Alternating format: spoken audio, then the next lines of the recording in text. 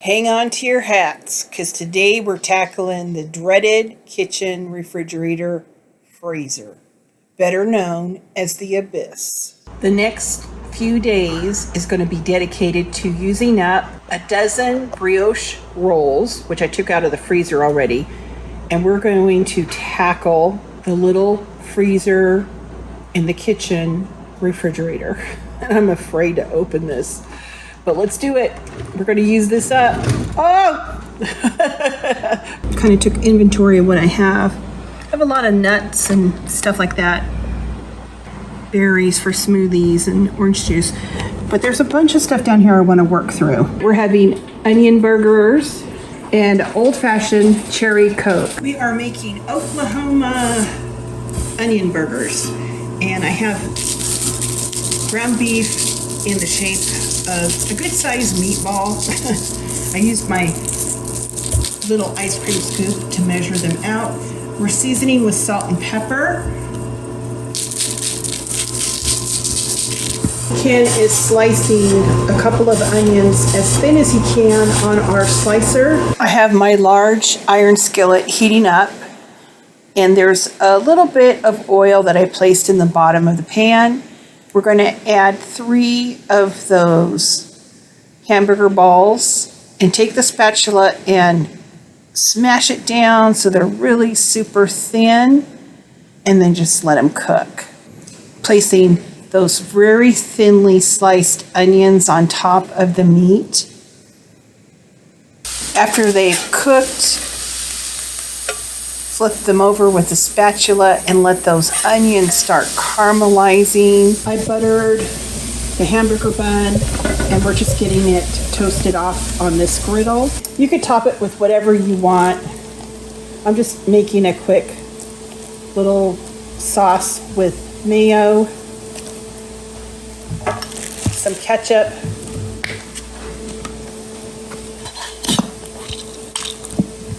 mustard,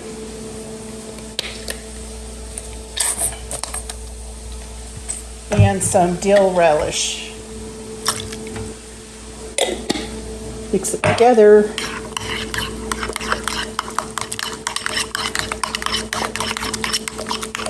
Maybe a little more ketchup. I just go by the color. I never measure.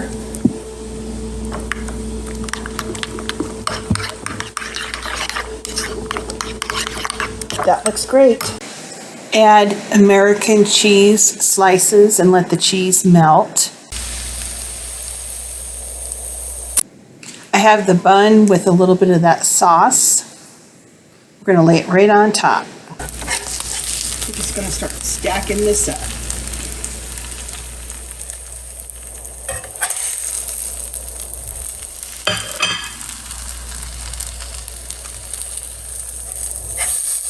And that, my friends, is an onion burger.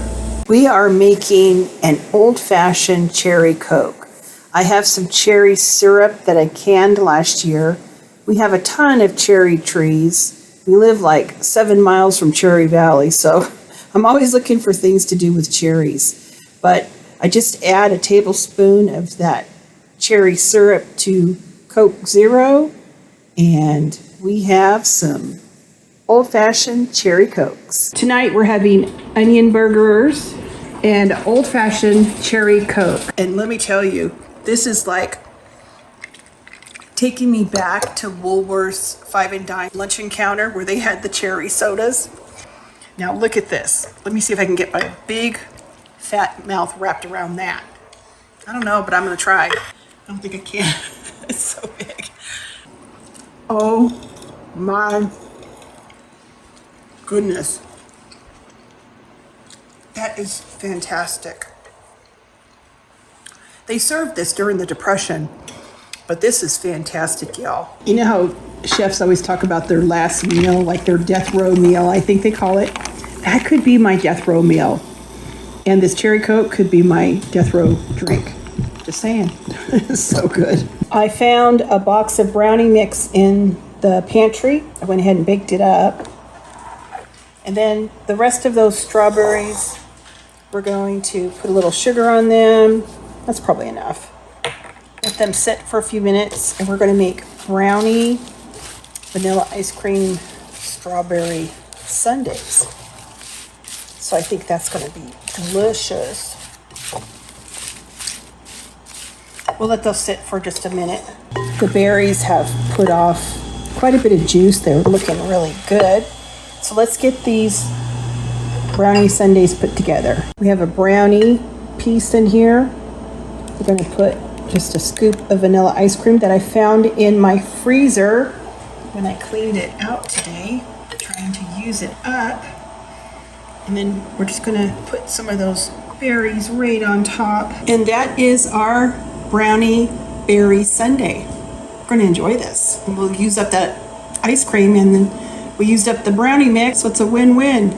This is fantastic. It reminds me of when I was a kid. We used to go shopping in the plaza, and they had a Bob's Big Boy there, and we'd always go to lunch with all my aunties and grandma and mom and everybody, all of my cousins. And I'd always get the Pappy Parker's fried chicken, and then they would have a hot fudge sundae, but sometimes when strawberries were in season, they'd have this sundae. And I always got that one.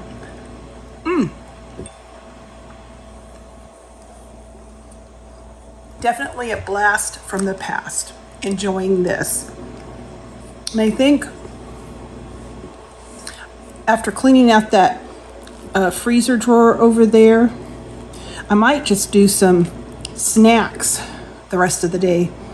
There's quite a few snacks I could kind of put out and free up some of that freezer space. This is some of the panko coconut butterfly shrimp. We're going to cook these up. They sound good, huh? I found these in my freezer drawer. I also have these chicken tenders. I might as well use those up. I heated up 3 of those little bean and beef burritos. There's still some more in the freezer, but we're working on it. We have the shrimp with a little bit of Thai sauce, the chicken tenders with some Chick-fil-A sauce, and then those burritos. So this is going to be our next meal today. We've had crazy food today, but it's all been delicious. This is perfect. I have it on a tray. We're watching a movie, and we're just having one of those lazy days today. We are working our way through that freezer stuff.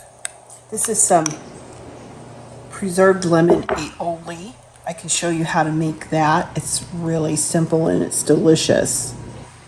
I'm making a very quick sauce for the salmon. Starts out with some mayo. The secret ingredient is preserved lemons, and these are preserved using the Michael Keller method. He's the celebrated chef from the French Laundry restaurant, and he uses kosher salt and sugar when preserving the lemons. They're super easy. You just sterilize your jar, slice the lemons, and alternate with sugar and kosher salt, layering until your jar is full. You set it out on the counter for a few days, and then put it in the refrigerator up to 1 year. And it preserves the rinds of the lemons so beautifully. I added 3 slices to the mayo, and I'm going to add a large clove of garlic and get this all whisked together in the food processor. Perfect for fish. So we have that. We're adding on some lettuce.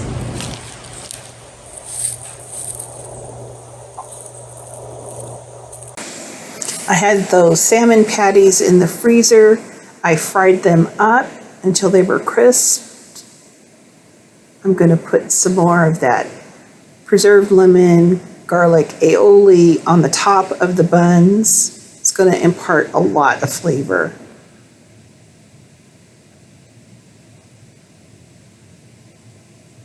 I have some tomato slices. We're going to add those right to the top.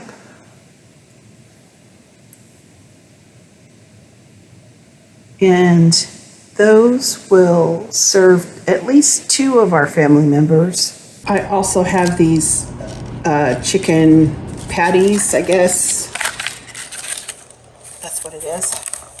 Chicken cutlets, breaded chicken cutlets. I'm gonna fry these up and make sandwiches out of them. I found some lemonade in the freezer. I made that up.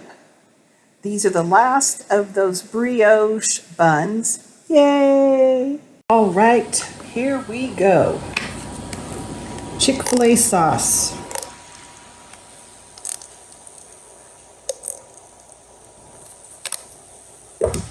And then this one's gonna have a big giant because that's how it worked out. And I'll just put 2 small ones on here. There we go. Perfect. Let's see, I'll have some cheese. Put that on. This is some Gouda cheese. A couple slices of that.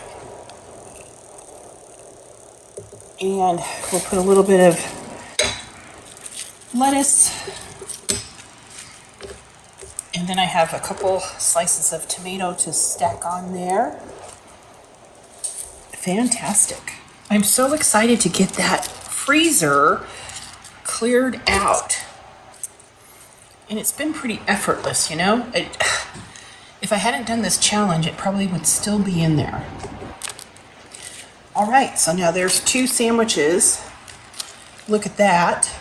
Pretty fantastic. My strategy in using up this lemonade is I cut a fresh lemon from my Mennonite citrus haul, and I'm just gonna go deliver these to people in the house, and we're gonna use it up. Kid and I just split the larger of the chicken sandwiches, and that worked out fantastic. I also have one of these individual pizzas that I make. I have an iron skillet with a little bit of oil. I'm just gonna get this into a hot oven, like 425 degrees, and let it cook. Here's that pizza. I'm just gonna leave this on the board. We're down to half of a sandwich. I bet you in the next hour or 2, this is all gonna disappear.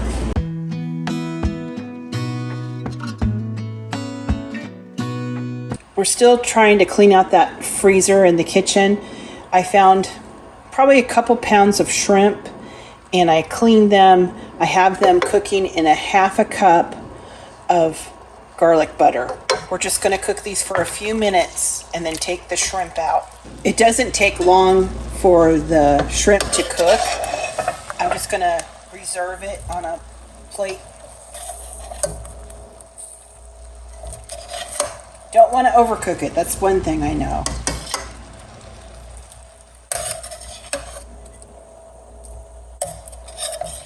This Alfredo sauce that I'm going to make is super simple.